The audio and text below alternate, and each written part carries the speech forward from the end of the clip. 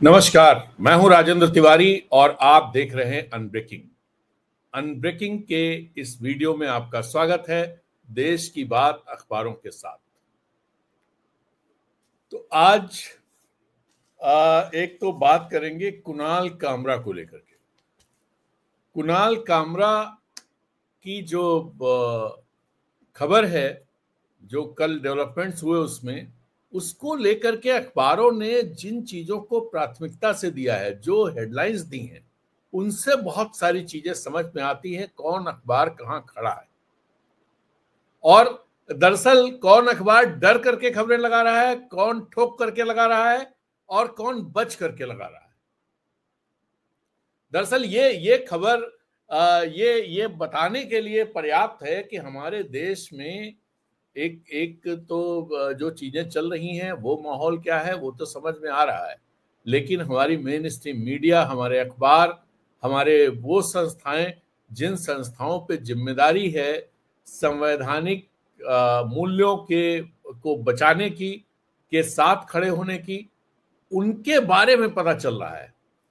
तो सबसे पहले तो बात ये करेंगे कि कुणाल कामरा ने एक तो कह दिया माफी नहीं मांगूंगा। दूसरी बात तो उन्होंने कही कि मुझे भीड़ से डर नहीं लगता है, मजा आता है जब इस तरह की चीजें होती हैं तो। और मुंबई पुलिस ने नोटिस भेज करके उनको खार थाने में आने को कहा है। कुणाल कामरा ने कहा कि उनको 1 हफ्ते का समय चाहिए। और इस बीच उन्होंने एक वीडियो और जारी कर दिया है। पहले वो वीडियो सुन लेते हैं, उसके बाद फिर बातचीत शुरू करते हैं। और वीडियो से पहले मैं आप लोगों से अनुरोध करूंगा कि यदि आपको हमारी कमेंट्री, हमारे वीडियोस, हमारी एनालिसिस अच्छी लगती है तो कृपया इसे अपने सोशल मीडिया प्लेटफॉर्म पर शेयर जरूर करें।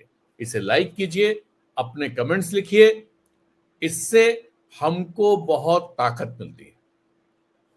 और हमारे चैनल अनब्रेकिंग की मेंबरशिप लीजिए। आप मेंबरशिप लेंगे तो अनब्रेकिंग मजबूत होगा। और साथ ही ये अनुरोध भी कि यदि आपको अच्छा लगता है, आप कोई कमेंट कर रहे हैं, तो कमेंट के जरिए भी आप अनब्रेकिंग को सपोर्ट कर सकते हैं। थैंक्स का इस्तेमाल कर सकते हैं, सुपर चैट का इस्तेमाल कर सकते हैं, सुपर स्टिकर का इस्तेमाल कर सकते हैं। आप ऐसा करेंगे तो उससे अनब्रेकिंग ताकतवर होगा और बेहतर तरीके से अपने काम को अंजाम दे पाएगा। तो चलिए, कुणाल कामरा की जो वीडियो उन्होंने जारी किया इस पूरे एपिसोड के बाद, उसको एक बार सुन लेते हैं, फिर बात आगे बढ़ाते हैं। जी सुनिए। विकसित भारत का एक और एंथम। हम होंगे कंगाल, हम होंगे कंगाल, हम होंगे कंगाल एक दिन। मन में अंधविश्वास, देश का सत्यानाश, हम होंगे कंगाल एक दिन। होंगे नंगे चारों ओर, करेंगे दंगे चारों ओर, पुलिस के पंगे चारों ओर एक दिन।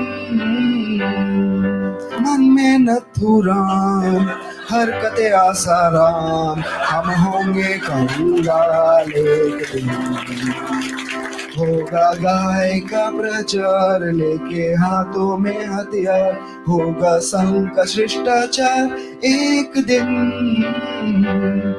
जनता बेरोजगार, गरीबी की कगार, हम होंगे कंगाल एक दिन। तो आपने सुना, हम होंगे कंगाल एक दिन। और दरअसल ये सांकेतिक तरह से कुणाल कामरा ने बिल्कुल जिस डायरेक्शन में देश जा रहा है उस डायरेक्शन की तरफ इशारा कर दिया। तो बात करते हैं किस अखबार ने किस तरह से इस खबर को दिया है। हिंदी अखबारों की बात करते हैं। दैनिक भास्कर ने इस खबर को पहले पेज पर एंकर के तौर पे लगाया है। एंकर मतलब होता है सबसे नीचे फैलाकर लगी हुई खबर। आप देख रहे हैं, मैं माफी नहीं मांगूंगा कामरा। तो ये इन्होंने लगाया है। और मतलब मेन जो है कुणाल कामरा पर इनका फोकस है कि कुणाल कामरा क्या कह रहे हैं। और दूसरी तरफ दैनिक जागरण ने पेज नंबर ये इनका पेज नंबर है, पेज नंबर कौन सा है, एक मिनट आपको बताता हूं।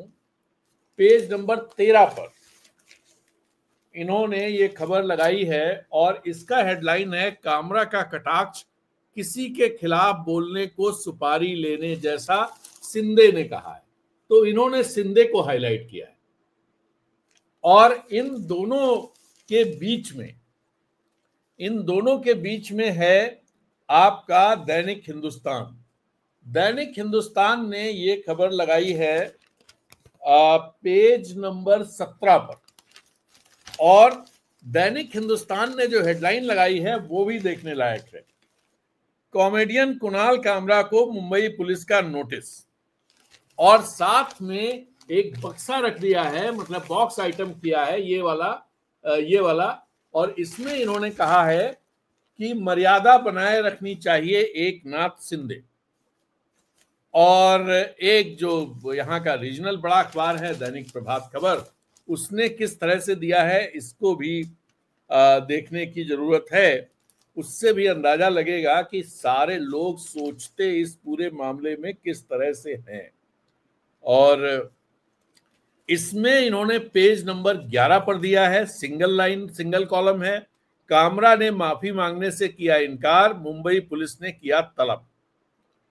ये इसके साथ इन्होंने छोटी सी एक खबर, एक तरह से एक अपना चेहरा बचाते हुए कि भाई उन्होंने शिंदे की बात को हाईलाइट नहीं किया, कामरा की बात को भी हाईलाइट किया है, लेकिन और बचते हुए कि उसे पहले पेज पर नहीं लगाया है, बड़े उसमें नहीं लगाया है, उसे अंदर के पेज पर सिंगल कॉलम में बाकी खबरों के बीच छुपा दिया है।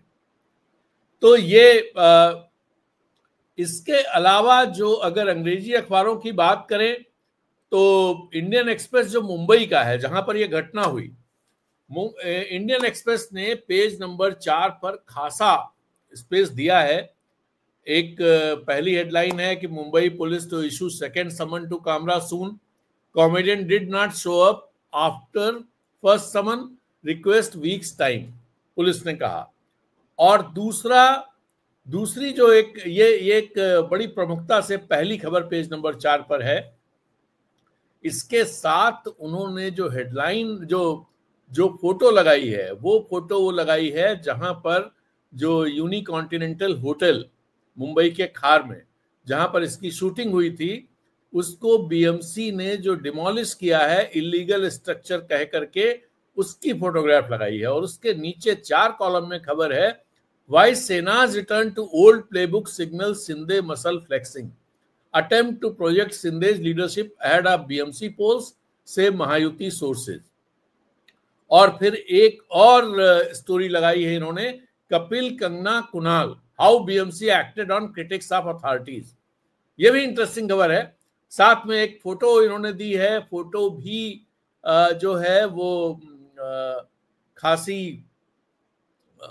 इंपॉर्टेंट है। फोटो ये है कि जो कुणाल कामरा ने जहां पर शो रिकॉर्ड किया था, वहां पर शिंदे शिवसेना के लोग जो तोड़फोड़ कर रहे हैं, उसकी फोटोग्राफ इन्होंने इसमें दी है। इसके अलावा पुलिस गार्ड जो पहुंचे हैं यूनिकॉन्टिनेंटल होटल के पास, बाहर बैठे हुए हैं, और ये एक छोटी सी फोटो लगाई। तो इन्होंने किया तो अच्छे तरह से है, लेकिन वो सवाल इंडियन एक्सप्रेस ने भी नहीं खड़ा किया, और पूरी खबर का जो टोन है उसको एक तरह से बहुत माइल्ड कर दिया है। जिस तरह का एग्रेसिव और अटैकिंग टोन होना चाहिए थे इस खबर का, जो घटना हुई है और घटना पे जिस तरह से स्टेट ने रिएक्ट किया है, जिस तरह से शिंदे ने रिएक्ट किया है, जिस तरह से महाराष्ट्र की सरकार ने रिएक्ट किया है, उस लिहाज से इन्होंने गुडी एक तरह से एक अच्छा पैकेज दे दिया कि भाई हमने सब दिया है, सब कुछ दिया, लेकिन हम कोई स्टैंड नहीं ले रहे हैं। तो इन्होंने कोई स्टैंड नहीं लिया है। ऐसे ही दूसरे अखबार भी अगर आप देखें, हमने तो यही अखबार देखे, टाइम्स ऑफ इंडिया देखेंगे तो वहां भी कुछ इसी तरह की चीजें आपको दिखाई देंगी। टाइम्स ऑफ इंडिया में ये बहुत ज्यादा हाईलाइट की हुई खबर नहीं है, बहुत ज्यादा हाईलाइट की हुई खबर ये नहीं है। और ये टाइम्स ऑफ इंडिया ऐसा होता है कि मौके पर चौका मारने का काम तो कर लेता है, लेकिन जो चीजें चल रही होती है उसमें कोई खास स्टैंड नहीं लेता है। मौके पे चौका की बात, ये टाइम्स ऑफ इंडिया की बात कर रहा हूं, तो सबसे पहले जो यशवंत वर्मा, जस्टिस यशवंत वर्मा की जो खबर है, उसे ब्रेक टाइम्स ऑफ इंडिया ने ही किया था। पहले पेज पर लीड खबर थी, जब किसी अखबार में कोई खबर नहीं थी। तब उन्होंने बताया था कि जस्टिस यशवंत वर्मा के घर पर आग लगी, और आग में क्या हुआ, कैसे कैसे चीजें आगे बढ़ी, कैसे सीजीआई खन्ना ने उनका ट्रांसफर इलाहाबाद हाई कोर्ट कर दिया कॉलेजियम बुला करके, और पूरी स्टोरी। उस दिन किसी अखबार में वो स्टोरी नहीं थी, और उसको ये मानना पड़ेगा कि टाइम्स ऑफ इंडिया ने उस स्टोरी को बहुत प्रमुखता से दिया था, जो दी जानी चाहिए थी। हालांकि अगले दिन कुछ अखबारों ने दिया, लेकिन उन अखबारों ने उस प्रमुखता से उतना काम करके उस स्टोरी को नहीं दिया। जब वो स्टोरी खुल गई और उस पर सारे लोग बात करने लगे, चर्चा शुरू हो गई, विवाद शुरू हो गया। इलाहाबाद हाई कोर्ट में वहां बार एसोसिएशन ने विरोध प्रदर्शन शुरू कर दिया उनके ट्रांसफर का। तो जब ये सारी बातें शुरू हुई, तब फिर दूसरे अखबार तेजी से आए। इससे ये अनुमान लगाना कठिन नहीं है कि जो एक डेमोक्रेटिक समाज, लोकतांत्रिक समाज, संवैधानिक मूल्यों पर चलने वाला समाज, जैसा कि अपना समाज है, अपना देश है, वहां पर जब इन वैल्यूज पर अटैक होता है, तो जिन लोगों को खड़े होना चाहिए, जिनको बचाव करना चाहिए, जिनको रक्षा करनी चाहिए, और ये रक्षा संवैधानिक मूल्यों की नहीं होती है, ये रक्षा दरअसल आम नागरिक की रक्षा होती है, आम नागरिक के अधिकारों की रक्षा होती है, समाज की वैल्यूज की रक्षा होती है। तो उसमें हमारा मीडिया काफी कमजोर दिखाई दिया। इक्का दुक्का, जैसे मैंने आपको भास्कर को बताया, इक्का दुक्का अखबार इस तरह के दिखे जिन्होंने स्टैंड लिया, हेडलाइंस के जरिए, अपने प्रेजेंटेशन के जरिए, अपनी इंट्रो लिख करके, जो खबर का इंट्रो लिखा है उसको लेकर के, जो हाइलाइट्स दिए हैं उनको लेकर के एक जो स्टैंड लिया, वो भास्कर ने लिया है, आज के जो अखबार देखने से लगता है। और एक और इंटरेस्टिंग, क्या आप सोचते होंगे कॉमेडियन ये क्या है, तो दरअसल ये जो कॉमेडियंस है, इसका कारोबार अपने यहाँ बहुत ज्यादा है। करीब 30,000 करोड़ का कारोबार अपने देश में कॉमेडी शोज का है। इन्होंने, दैनिक भास्कर ने ये जानकारी दी है। इन्होंने कहा कि 90 के दशक में अशोक चक्रधर के हास्य कवि सम्मेलन चर्चित थे। जी, अशोक चक्रधर थे, काका हाथरसी उससे पहले हुआ करते थे, निर्भय हाथरसी हुआ करते थे, एक मंदसौर के कवि थे, मुझे नाम नहीं याद आ रहा, जो कांग्रेस के सांसद भी हुए, वो भी हुआ करते थे। और भी इस तरह के सूढ़ फैजाबादी और तमाम मंची कवि इस तरह के होते थे, जिनको सुनने के लिए बड़ा लाइन लगती थी, और कवि सम्मेलनों में इनकी खास डिमांड रहा करती थी। और ये लोग उस समय की सरकारों पर जबरदस्त तरह से कटाक्ष किया करते थे। धीरे धीरे वो, जैसे इन्होंने बताया कि भाई 90 के दशक में अशोक चक्रधर, 90 के दशक में दरअसल चीजें बदली, इकोनॉमी खुली, राम मंदिर का इशू खड़ा हुआ, एक हिंदुत्व की पॉलिटिक्स खड़ी होनी शुरू हुई, एक पोलराइजेशन शुरू हुआ। और उस समय जो एक जो कटाक्ष करने वाले लोग थे, जो व्यंग्य करने वाले लोग थे, जो कवि थे, वो सारे, इवन दूरदर्शन पे कुछ इस तरह के प्रोग्राम्स आते थे जिनमें उस समय की सरकार पर भी कटाक्ष कर दिया जाता था।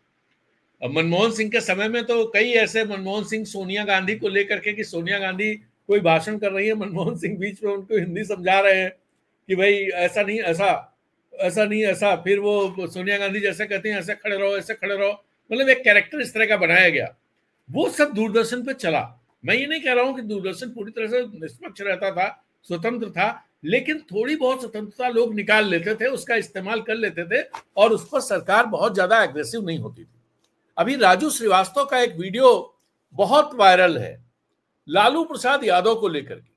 लालू प्रसाद यादव उस समय सत्ता में हुआ करते थे, और लालू प्रसाद यादव को लेकर के जो वीडियो वायरल है, उसमें जो आपके राजू श्रीवास्तव हैं, वो लालू प्रसाद यादव पर जबरदस्त तरह से कटाक्ष कर रहे हैं, व्यंग्य कर रहे हैं, बहुत जबरदस्त व्यंग्य कर रहे हैं।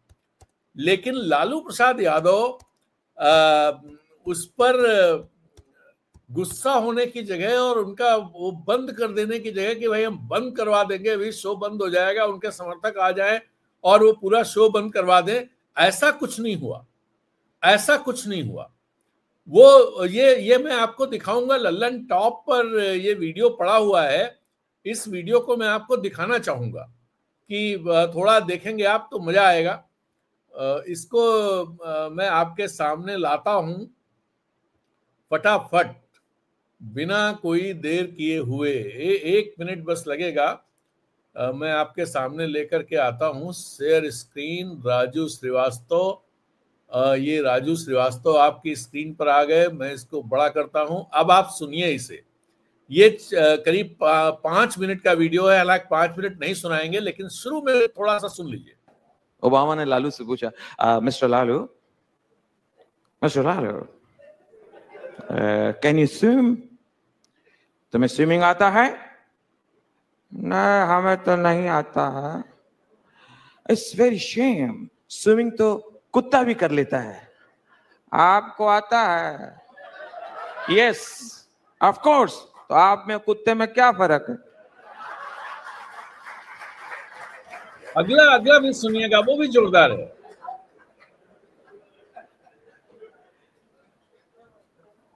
सारे नेताओं में जो मेरी जानकारी है, सबसे ज्यादा मेहनती लालू जी हैं हर तरह से। और 120 करोड़ हैं हम लोग, तो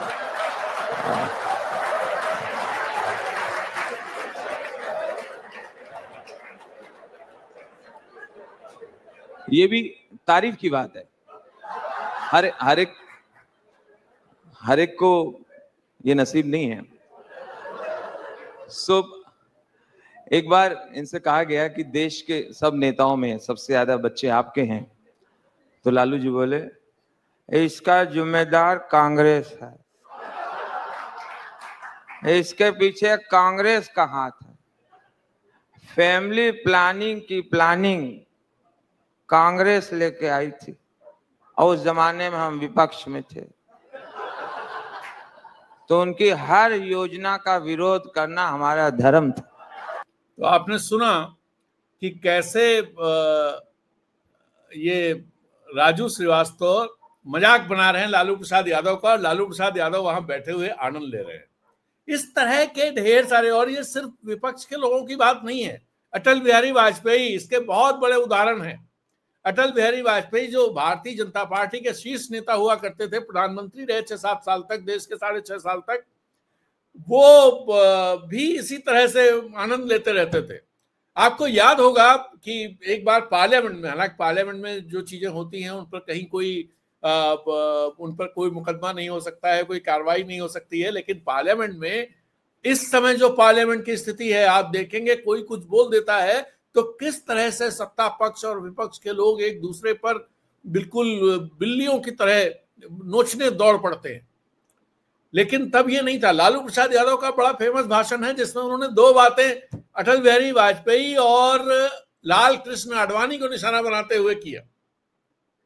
उन्होंने अटल बिहारी वाजपेयी को, मुझे लगता है कि ये 2000 मतलब वो प्रधानमंत्री थे, या तो उस दौरान या जब उन पर विश्वास प्रस्ताव आया था उस दौरान की बात होगी, 1999 की, जब 1 वोट से उनका विश्वास प्रस्ताव गिर गया था और अटल बिहारी वाजपेयी को इस्तीफा देना पड़ा था। उस समय लालू प्रसाद यादव कह रहे थे कि भाई नेहरू जी ने कहा था आप प्रधानमंत्री बनेंगे, तो 1 बार बन लिए, 1 नहीं 2-2 बार बन लिए, अब तो पीछा छोड़ो भगवान। तो ये जो होते, उस पर अटल बिहारी वाजपेयी मुस्कुराते रहे। आडवाणी जी को उन्होंने इस तरह से निशाना बनाया कि आडवाणी जी टुकुर टुकुर देख रहे हैं, ये प्रधानमंत्री बनना चाहते हैं, कभी नहीं बन पाएंगे प्रधानमंत्री। इस तरह से ममता बनर्जी को वही बोल रहे थे, ममता कुछ बोली तो उन्होंने कहा, ममता दीदी कुछ नहीं देंगे आपको, कुछ नहीं मिलेगा, इस तरह से वो बात कर। लेकिन इन सब चीजों को लोग बहुत चुटीले अंदाज में कही हुई बातें होती थी, उनको उसी तरह से लोग स्वीकार करते थे। बड़े दिल वाले लोग थे, बड़े दिल वाला समाज हुआ करता था हमारा, बड़े दिल वाले नेता हुआ करते थे। और किसी भी वाइब्रेंट समाज में व्यंग्य अगर किसी समाज में नहीं है, इसका मतलब वो समाज बहुत वाइब्रेंट नहीं है, वो समाज एक तरह से सहिष्णु समाज नहीं है। अगर व्यंग्य टॉलरेट नहीं कर सकता है, उस समाज से व्यंग्य गायब होता जा रहा है। हाथ से अलग चीज होती है, व्यंग्य अलग चीज होती है। व्यंग्य अगर गायब होता जा रहा है तो इसका मतलब, और व्यंग्य से अगर डर लग रहा है किसी को, और डर में जैसे शिंदे या ये मौजूदा सरकार तो बहुत सारी चीजें इस तरह करती रहती है, तो ये चीजें जो बदली हैं वो बहुत इशारा करती हैं। जो बात कही जाती है कि संविधान खतरे में है, लोकतंत्र खतरे में है, तो ये सब संकेत हैं उसके, और ये संकेत बहुत बहुत मजबूत संकेत हैं। और कुणाल कामरा भी संकेत है। वो संकेत इस बात का है कि इस समाज में ऐसे लोग हैं जो इन सब जो प्रवृत्तियां पैदा हुई हैं इनके खिलाफ, इनको न सिर्फ चिन्हित कर रहे हैं, इनके खिलाफ बात भी कर रहे हैं। हमें याद आता है, मैंने इससे पहले भी एक बार जिक्र किया था, पाकिस्तान के एक शायर थे जो हिंदुस्तान में पैदा हुए थे, होशियारपुर में, हबीब जालिब। हबीब जालिब ने अयूब खान से लेकर के, पाकिस्तान के पहले मिलिट्री शासक थे, अयूब खान से लेकर के अयूब खान, याहिया खान, भुट्टो, जियाउल हक, बेनजीर भुट्टो, सबके खिलाफ जबरदस्त तरीके से लिखा, जबरदस्त तरीके से। वहां तो खैर स्थितियां फिर भी इस तरह की चीजें तो वहां भी नहीं होती थी जब वो इस तरह की चीजें लिखते थे। अयूब खान के समय को उन्होंने, उस समय जो स्थितियां थी उनको देते हुए, आपको याद होगा एक समद नाम का स्टूडेंट जेएनयू में एक गीत गाता रहता था जब पिछले दिनों आंदोलन चल रहा था, कि मैं नहीं मानता, मैं नहीं मानता। वो जालिब का लिखा हुआ है अयूब खान के समय का। आपको वो शेर याद होगा जिसमें कहा जाता है, जो अधिकतर अपने देश में तो बहुत कोट किया जाता है, कि तुमसे पहले जो शख्स यहां तख्त नशीं था उसको भी अपने खुदा होने का बहुत यकीन था। वो भी जालिब का लिखा हुआ है, जो याहिया खान के लिए लिखा था उन्होंने। और जियाउल हक के लिए, जियाउल हक को तो बहुत ज्यादा, क्योंकि जियाउल हक सबसे क्रूर और सबसे, ये बाकी लोग जो थे ये तानाशाह थे, मिलिट्री शासक थे, लेकिन उदार थे। उदार इन द सेंस कि धार्मिक कट्टरता नहीं थी, जो इस तरह की चीजें नहीं थी कि भाई साहब जो हम मानते हैं, जो धर्म हम मानते हैं, जो हम चीजों को मानते हैं, उन्हीं चीजों को पूरा देश मानेगा, इस तरह का कोई दुराग्रह नहीं था, इस तरह की कोई तैयारी नहीं थी, ये सब करने की चीजें नहीं चल रही थी। लेकिन जियाउल हक के समय में ये सारी चीजें सामने आई, जब ये हुआ कि इस्लाम धर्म रहेगा, इस्लामी कट्टरता को ही उन्होंने, इस्लामी कट्टरता को ही जियाउल हक ने सरकार का, अपने पाकिस्तान की सरकार का, कि भाई सब लोग यही मानेंगे, जो नहीं मानेंगे वो देशद्रोही है। इस तरह की चीजें जियाउल हक के समय में हुई। जियाउल हक के समय में भी उन्होंने बहुत अच्छी जियाउल हक पे फोकस करते हुए कविताएं लिखी हैं, कि मुझे याद नहीं आ रही इस समय, मैंने कहीं लिखी थी। वो कविताएं बहुत जबरदस्त हैं और सीधे तौर पर जियाउल हक को निशाना बनाया है। और खास बात ये होती थी, पाकिस्तान के समाज में भले कितना भी खराब समाज, तो बहुत ही स्थिति खराब है, मतलब वो कहा जाता है फेल्ड स्टेट कहा जाता है, ये सब सारी चीजें कही जाती हैं, लेकिन फेल्ड स्टेट में भी या फेल होने की प्रोसेस में भी वहां के नागरिकों में एक खास बात तो थी। वो खास बात ये थी कि वो लोग अपने इस तरह के विद्रोहियों के लिए, इस तरह के नायकों के लिए खड़े हो जाते थे। अपने यहाँ वो नहीं दिखाई देता है। थोड़ा सा एक बस जब कंपैरिजन करते हैं तो शायद मुझे लगता है कि हम पाकिस्तान से ज्यादा तेज चल रहे हैं, उस दिशा में ही चल रहे हैं, और पाकिस्तान से ज्यादा तेज चल रहे हैं।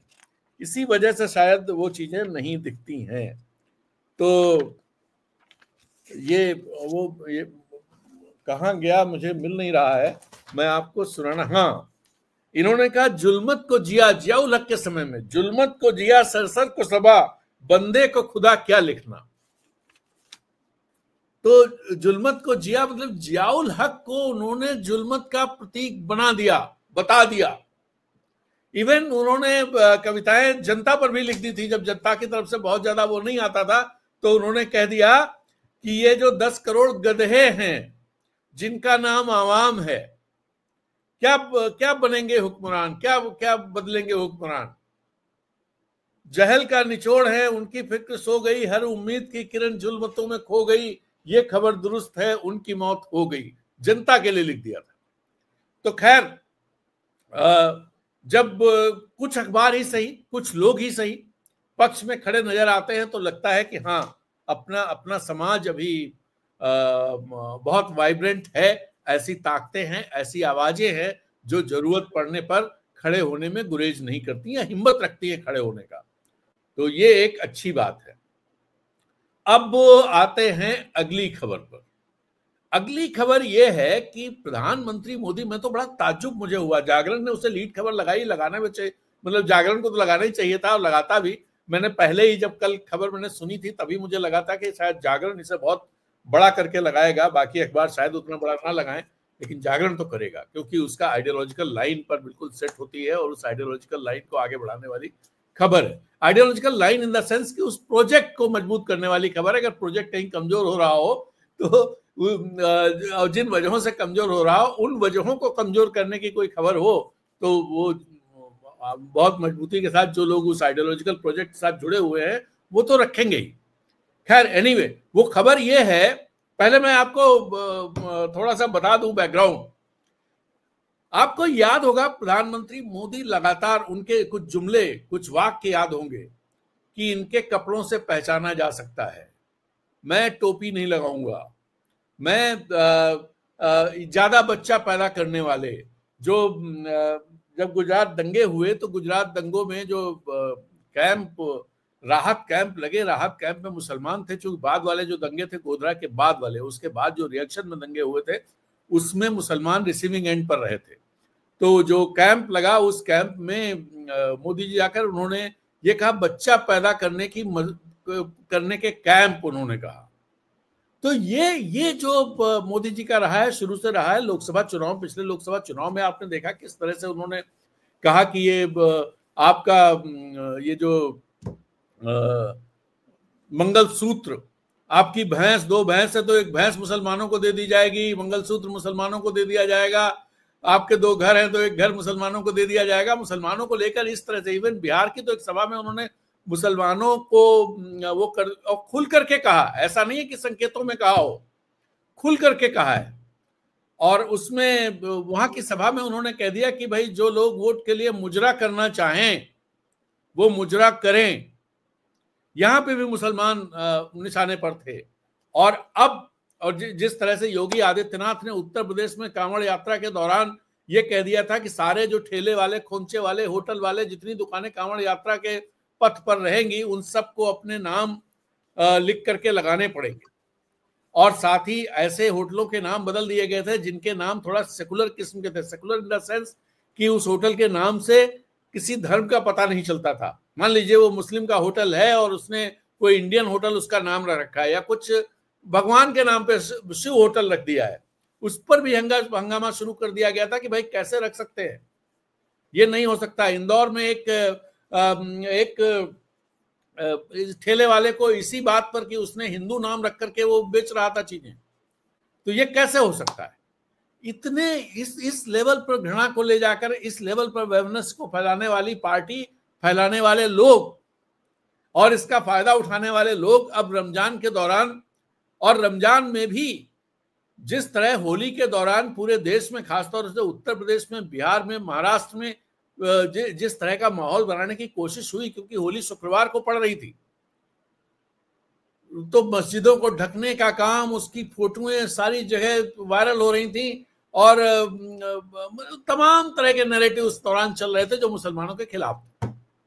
अब वही पार्टी कह रही है कि रमजान के मौके पर, ईद के मौके पर मोदी जी जो है वो सौगातें मोदी देंगे और उसका एक पूरा पैकेज तैयार किया गया, गिफ्ट हैम्पर, जिसमें तमाम तरह की चीजें हैं। और उसमें भारतीय भाजपा अल्पसंख्यक मोर्चा को लगाया गया, जिसके करीब जो है उसके करीब, जागरण की जो खबर है उनका कहना है कि करीब 32,000 पदाधिकारी अल्पसंख्यक मोर्चे के ये गरीब अल्पसंख्यकों को चिन्हित करके और 32 लाख अल्पसंख्यक परिवारों को सौगातें मोदी देंगे। 32 लाख परिवार का मतलब हो गया कम से कम 1.25 करोड़ लोग। अगर एक परिवार में 4 लोग माने तो 1.25 करोड़ मुसलमानों तक पहुंचने की योजना इन्होंने बनाई है। इस और दिल्ली से इसकी शुरू भी हो गई है। एक किट पूरी बनाई गई, गिफ्ट हैम्पर बनाया गया। गिफ्ट हैम्पर में जो है वो सिवैयां है, चीनी है, बेसन है, सूजी है, मेवे है और परिवार की एक महिला के लिए कपड़े हैं। इतनी सारी चीजें मोदी जी के मोदी सौगातें मोदी के नाम पर अल्पसंख्यकों को दी जाएगी। अब इसका भी मतलब समझने की जरूरत है कि मोदी जो ना तो मुसलमानों को टिकट उनकी पार्टी देती है मोदी जी के आने के बाद, ना मुसलमानों को किसी ऐसी जगह पर उनके मंत्रालय में भी देख लीजिए, उनकी राज्य सरकारों में देख लीजिए, और अगर हैं भी मंत्री तो वो बिल्कुल जैसे उत्तर प्रदेश में हैं तो वो सिर्फ सजावटी है। गुजरात में पिछले दिनों वहां की जो विधानसभा है 282 सदस्यों की विधानसभा, उसमें एक अकेला मुस्लिम एमएलए है जो कांग्रेस का है, इमरान, उसको भी निशाना बनाया गया। वो खबर हमने आपसे शेयर की थी। ऐसी ढेर सारी चीजें चलती चली जा रही हैं। आप देखिए सिद्दीक कप्पन का उदाहरण है और भी कई उदाहरण हैं। सिद्दीक कप्पन हाथरस में जो घटना हुई थी दलित लड़कियों के साथ, जिनको फिर पुलिस ने रफा दफा करने के लिए राती में लाशें जला दी, सब कर दिया, उसकी कवरेज के लिए आया हुआ था। उस कवरेज के लिए आने उसको बंद कर दिया गया और बहुत दिनों तक जेल में बंद रखा गया। डॉक्टर कफील गोरखपुर, जो जब बच्चों की मौत हो रही थी ऑक्सीजन की कमी से, तो डॉक्टर कफील ने आगे बढ़कर के बच्चों को ऑक्सीजन उपलब्ध कराने की कोशिश की, काम किया, लेकिन कफील को कितने दिन जेल में रखा गया और तमाम तरह के आरोप उन पर लगा दिए गए। ये दरअसल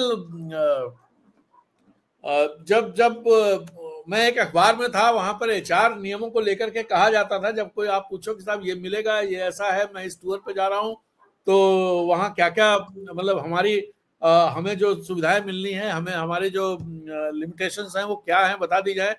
तो या कोई अगर मान लीजिए मैं किसी दूसरे ऑफिस में, रिमोट ऑफिस या दूर के ऑफिस में हूँ, अपने हेड ऑफिस से एचआर से कहूँ कि पूछ के बताइए, तो एचआर जब पूछता था तो उधर वाला एचआर के जो हायर्स होते थे वो कहते थे show me the face, I will show you the policy.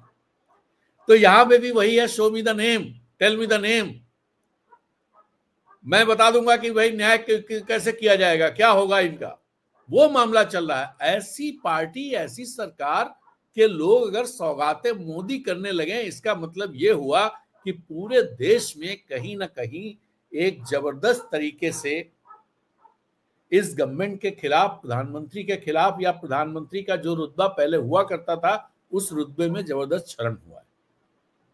ये चीज बहुत साफ है और यही वजह है बिहार के चुनाव से पहले इस तरह की चीजें प्रधानमंत्री मोदी को या उनकी पार्टी को करनी पड़ रही हैं, सौगातें मोदी देनी पड़ रही है। तो मैं तो इसको इस तरह से एनालाइज करता हूं।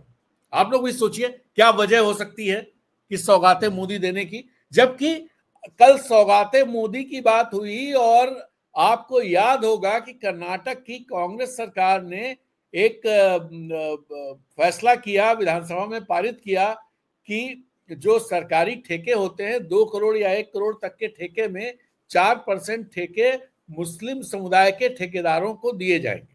आरक्षण कर दिया। ऐसे दूसरे समुदायों का भी आरक्षण है, तो आरक्षण कर दिया।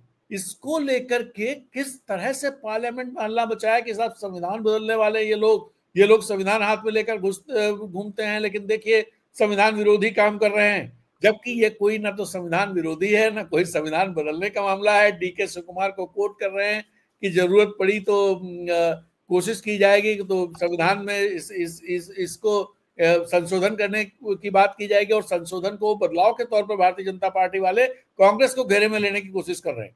कांग्रेस को घेरे में लें, वो उनकी एक तरह से विपक्षी पार्टी है, उनके सामने उनकी प्रतिद्वंदी पार्टी है, बिल्कुल लेना चाहिए, बहुत सारी नीतियों पे अटैक करना चाहिए, लेकिन इस तरह के भ्रामक प्रचार करके कि संविधान बदलने जा रहे हैं, संविधान संशोधन को संविधान बदलने का बात कहना।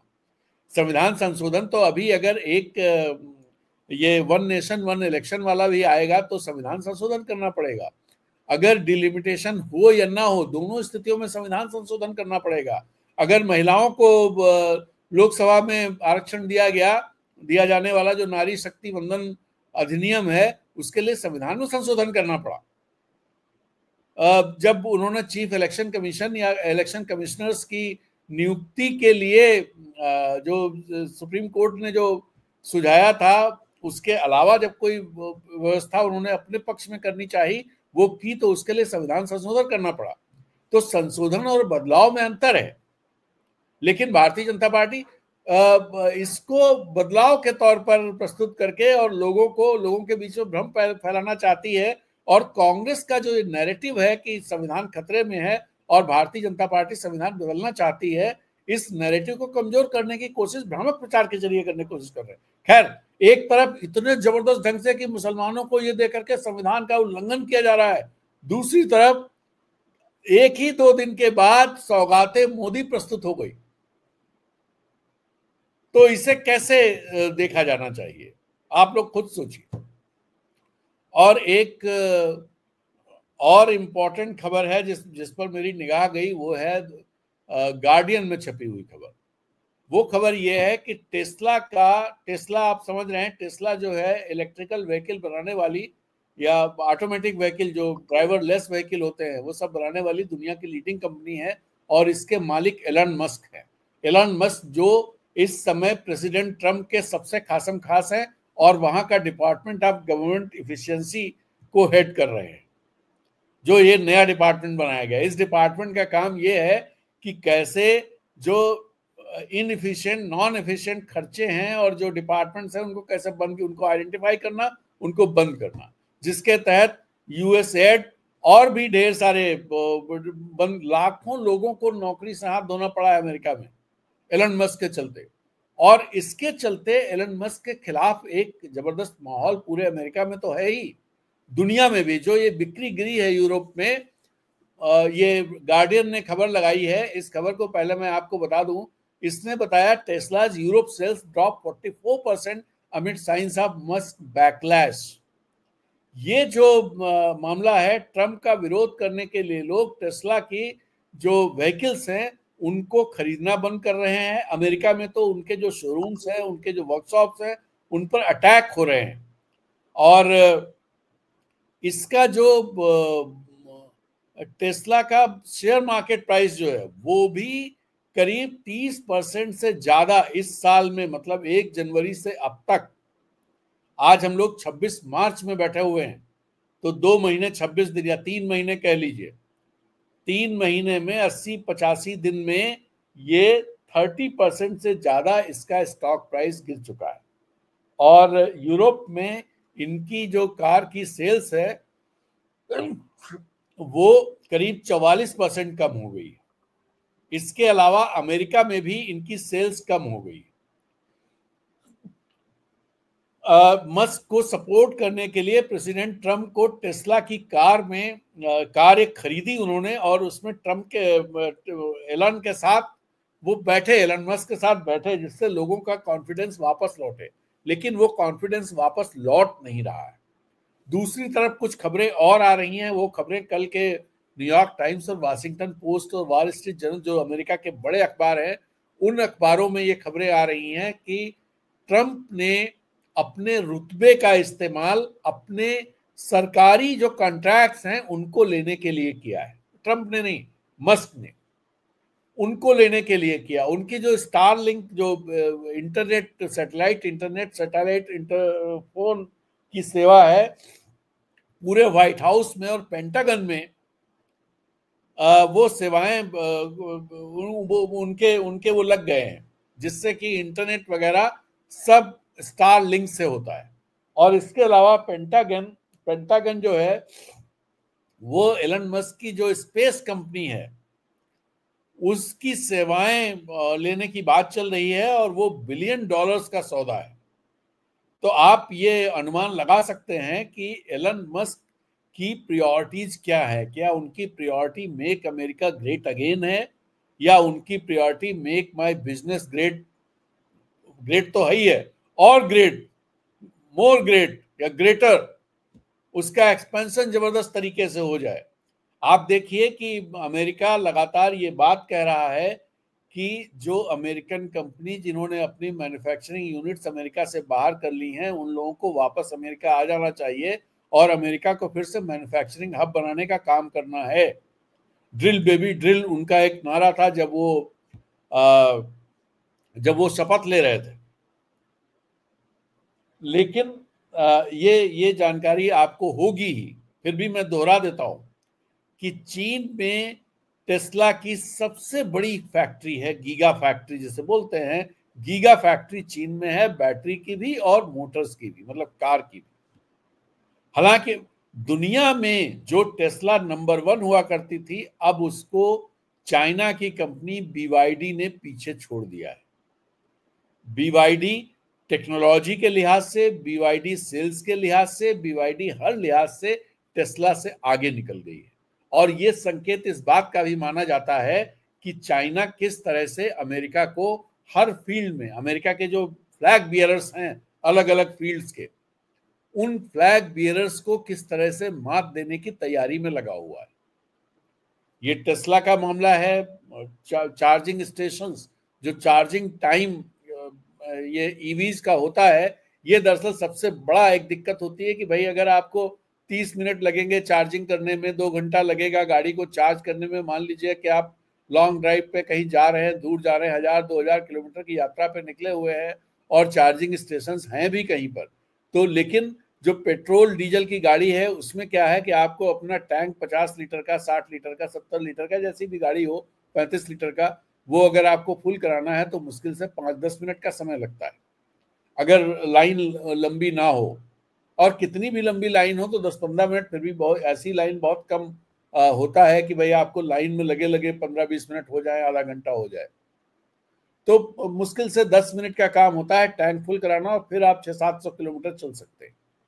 लेकिन बैटरी वाली गाड़ी में ये एक बड़ा वो रहता था कि भाई जो खासतौर पे ये गाड़ियां, अपने यहाँ जो गाड़ियां हैं, कि इनको आधा घंटा लगेगा और फिर उसके बाद आपका अगर मान लीजिए लाइन लंबी हुई, जैसे मुझे याद है जब CNG के ऑटो चले थे दिल्ली में, तो वहां पर स्टेशंस कम थे और ऑटो वालों बहुत लंबी लंबी लाइनें लग जाती थी, आधा किलोमीटर, 200 मीटर, 250 मीटर, 300 मीटर, एक लाइन में 300, 400 ऑटो लगे होते थे। उनको CNG फिल कराने में ही कम से कम 3-4 घंटे लग जाते थे। तो वही स्थिति कुछ ये इलेक्ट्रिकल व्हीकल्स के साथ है। तो टेस्ला ने ये निकाला कि वो 15 मिनट में 200 किलोमीटर तक चलने लायक चार्ज कर देगी, वो उनका जो चार्जिंग टेक्नोलॉजी है वो कर देगी। और US में उसे उन्होंने अप्लाई किया, और इसके अलावा जहां भी उनके स्टेशन हैं वहां पर उस चार्जिंग टेक्नोलॉजी का इस्तेमाल करके लोगों को राहत मिली। लेकिन चाइना ने कुछ ही दिनों के अंदर ऐसी टेक्नोलॉजी डेवलप कर ली जो 5 मिनट में गाड़ी को चार्ज कर देगी और गाड़ी 400 किलोमीटर चलने लायक हो जाएगी। मतलब 400 किलोमीटर के लिहाज से वो आपकी गाड़ी को चार्ज कर देगी। और इससे फिर टेस्ला को बड़ी प्रॉब्लम हुई है, टेस्ला बैकफुट पे आया, टेस्ला को दिक्कत हो गई। और जो ये टेक्नोलॉजी में लीड ली है BYD ने, चाइनीज कंपनी ने, इसी तरह से डीप सीक को आप देखिए, वहां भी इस तरह की कहानी हुई कि AI में जहां अमेरिकन कंपनीज का पूरा एक छत्र राज्य था, एक झटके में चाइनीज कंपनियों ने उस पूरे एक छत्र राज्य को तोड़ दिया। अब तो ढेर सारे वहां के AI एप्लीकेशंस आ गए डीप सीक के बाद। और खास बात यह है कि जहां पर ये चैट GPT और जेमिनी और जो भी इस तरह के, ग्रोक को छोड़ दें, ग्रोक जो X का है जो अपने आप बहुत चर्चित है, ये जितने भी वो हैं ये बहुत महंगे हैं। अगर आप इनको बेसिक के अलावा, बेसिक तो फ्री है लेकिन उसमें लिमिटेशंस है, अगर आप उनका इस्तेमाल करना चाहते हैं तो सब्सक्रिप्शन रेट है वो हाई है। चाइना की जो इस तरह की सर्विसेज हैं, जो AI टेक्नोलॉजी है, उसके जो टैरिफ हैं वो बहुत कम है। तो एक तरह से, और दूसरी बात ये कर दी, जो हाई एंड चिप्स होते हैं उनकी उपयोगिता पर भी सवालिया निशान चाइना ने लगा दिया कि इनके बिना भी काम हो सकता है। तो इनके बिना अगर काम हो सकता है तो एनवीडिया जैसी कंपनियां जो इन पर जबरदस्त ढंग से प्रीमियम चार्ज करती हैं और यही उनकी सबसे बड़ी पूंजी है या सबसे बड़ी ताकत है, उस ताकत को एक झटके में चैलेंज कर दिया चाइना ने। तो टेस्ला की बात हम कर रहे थे, तो एलन मस्क, मैं जो बात कर रहा हूं वो फैक्ट्री, क्या ट्रंप जिस पॉलिसी पे चल रहे हैं, एलन मस्क क्या वो फैक्ट्री उठा करके अमेरिका में ले जाएंगे? आप देखिएगा सारी चीजें चलती रहेंगी, एलन मस्क की फैक्ट्री भी चलती रहेगी। और एलन मस्क की फैक्ट्री तो अपने देश में आने वाली है, ये भी सुना है। लेकिन अपने देश में इस समय सबसे बड़ी हलचल, चूंकि हम लोग अमेरिका की बात कर रहे हैं, एलन मस्क की बात कर रहे हैं, ट्रंप की बात कर रहे हैं, तो उसका जिक्र करना जरूरी है। आज के अखबारों में है भी कि 2 अप्रैल से रेसिप्रोकल टैरिफ ट्रंप लगाने वाले हैं। हालांकि यहां उम्मीद ये जताई जा रही है कि शायद कुछ राहत मिल जाए, लेकिन ट्रंप ने कल जो बयान दिया है, उन्होंने कहा ठीक है, लेकिन जिन देशों ने सबसे ज्यादा अमेरिका को ऐठा है, अमेरिका का फायदा उठाया है, सबसे पहले उन्हीं को, उन पर तो लगेगा ही, और उसमें वो हमेशा भारत को सबसे ऊपर रखते हैं। ट्रंप की एक टीम यहां आई हुई है जो हमारी जो गवर्नमेंट डिपार्टमेंट्स हैं संबंधित, फाइनेंस और ट्रेड और कॉमर्स, इन सबके, उनके साथ बातचीत कर रही है कि कैसे फ्री ट्रेड एग्रीमेंट को लेकर के जो $500 बिलियन की जो ट्रेड करना है दोनों देशों के बीच में 2030 तक, तो उसकी शुरुआत ये कि भाई FTA हो जिसमें कुछ रास्ता निकले इस तरह का, तो उस पर बात चल रही है। लेकिन उसकी बात अगर आप कहेंगे तो एक चीज और जिसका जिक्र करना जरूरी है वो ये कि जो टैरिफ है उसको एक बार देखें, क्या टैरिफ है अमेरिका और इंडिया के बीच। और सबसे खास बात यह है कि जिस पर अमेरिका एक तरह से उसने बिल्कुल थंब डाउन कर रखा है कि नहीं ये तो होना ही है, वो एग्रीकल्चर प्रोडक्ट्स हैं, एग्रीकल्चर एंड डेयरी। एग्रीकल्चर और डेयरी प्रोडक्ट्स को अपने यहाँ जो है वो एक तो टैरिफ, हाई टैरिफ लगा करके जो इंपोर्ट्स हैं उनसे एक सुरक्षा दी जाती है हमारे फार्मर्स को, हमारे डेयरी जो इंटरप्रेन्योर्स हैं उनको फूड प्रोसेसिंग में, और दूसरी तरफ नॉन टैरिफ बैरियर्स भी होते हैं जो सब्सिडी के जरिए, दूसरे के जरिए यहाँ की जो कॉस्ट है उसको कम कर देते हैं। अब दोनों पर सवाल उठ रहे हैं और अमेरिका चाहता है कि उसके एग्रीकल्चर प्रोडक्ट्स के लिए इंडियन मार्केट पूरी तरह से खुल जाए।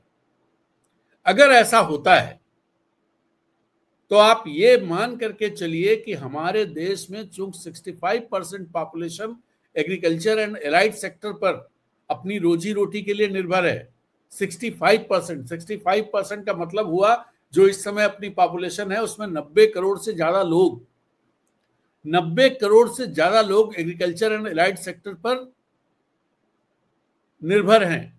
और वो एलाइड सेक्टर जो है उसकी जीडीपी में हिस्सेदारी सिर्फ 13% है इस समय। मतलब 90 करोड़ लोगों के लिए जो रोजगार का क्षेत्र है उसका कंट्रीब्यूशन देश की इकोनॉमी में सिर्फ 13% है। आप इससे एक जो दूसरे क्षेत्र हैं, सर्विस सेक्टर हो या दूसरा सेक्टर, वहां पर जिस तरह का कंट्रीब्यूशन है और उनपे जितने लोगों की डिपेंडेंसी है, लोगों की डिपेंडेंसी कम है, उनका कंट्रीब्यूशन ज्यादा है। इसका मतलब ये हुआ कि पर कैपिटा जीडीपी उसमें बहुत ज्यादा है और यहाँ पर बहुत कम है। इसमें अंतर बहुत खासा अंतर है। खासा अंतर इस सेंस का है कि 1:9 का भी डिफरेंस हो सकता है। मैंने एक साल पहले एक कैलकुलेशन किया था, उसमें एक तिमाही के जीडीपी का, एग्रीकल्चर की जीडीपी कितनी थी, टोटल जीडीपी कितनी थी और माइनस एग्रीकल्चर जीडीपी कितनी थी, उसको अगर देखा तो उस तिमाही में जो कंट्रीब्यूशन पर हेड पर कैपिटा एग्रीकल्चर का था, पर कैपिटा जीडीपी, वो 7,500 रुपए का था। और जो per capita GDP non agriculture and allied sector, इसको माइनस कर दीजिए, बाकी जो जीडीपी बची तो उसका जो था वो करीब 80,000 रुपए था, 75 से 80,000 के बीच कुछ था। और आप इस तरह से इसका अनुमान लगाइए कि आपके 90 करोड़ लोग ऐसे हैं जिनकी पर कैपिटा जीडीपी 7,500 रुपए है। और 90 करोड़ के अलावा जो बचते हैं 55 करोड़ लोग या 50 करोड़ लोग, 50 करोड़ लोग ऐसे हैं जिनकी पर कैपिटा जीडीपी 80,000 के आसपास है। ये जो अंतर है, ये अंतर अगर अमेरिकन प्रोडक्ट्स, एग्रीकल्चर प्रोडक्ट्स आ गए तो ये अंतर और बढ़ेगा। ये अंतर और बढ़ेगा तो इकोनॉमिक डिस्ट्रेस जो 90 करोड़ प्लस लोग हैं उनकी कमाई कम हो जाएगी, उनकी कमाई प्रेशर में आ जाएगी। उनकी कमाई प्रेशर में आएगी तो आप समझ सकते हैं पूरी इकोनॉमी कितना प्रेशर में होगी। और एक अलग तरह का इकोनॉमिक डिस्ट्रेस जो बिल्ट हो रहा है वो और सिर चढ़ करके बोलेगा, लोग परेशान नजर आएंगे। और शायद यही वजह है कि आपने पिछले दिनों अखबारों में पढ़ा होगा कि आरएसएस ने ये कहा है कि वो अगले 1 साल तक हिंदू एकता के लिए काम करेंगे। वो सही सत्य स्थापित करने के काम करेंगे, देश में जो नैरेटिव है उसे बदलने का काम करेंगे। देश में नैरेटिव क्या बिल्ड हो रहा है? देश में दरअसल इस समय जो पॉलिटिकल नैरेटिव पिछले 1 साल से है वो संविधान बचाओ है, वो कास्ट सेंसस है, वो सामाजिक न्याय है, वो हक की लड़ाई है। तो इस सबको बदलने का काम आरएसएस करेगी। इसके पीछे जो दरअसल सोच है वो सोच यही है कि जो रियल इश्यूज हैं उन इश्यूज को किसी तरह से ढक दिया जाए। चलिए तो आज की बात यहीं समाप्त करते हैं। फिर मिलेंगे एक नए वीडियो में नई बात के साथ। तब तक के लिए इजाजत दीजिए। आपका दिन शुभ हो। Have a nice day. नमस्कार। जय हिंद।